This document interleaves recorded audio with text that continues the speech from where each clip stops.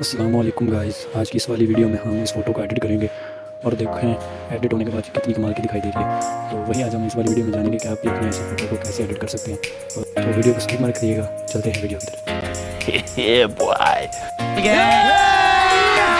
अभी मजा आएगा ना भिड़ो।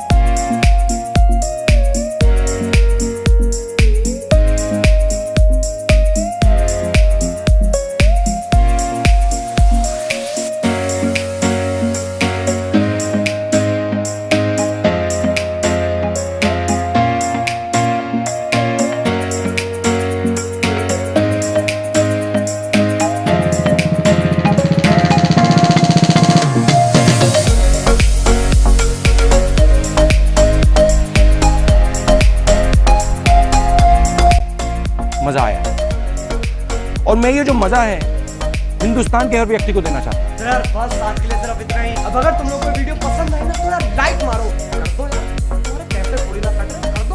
अब अगर तुम लोग नए हो तो यार सब्सक्राइब करो, वो जो लाल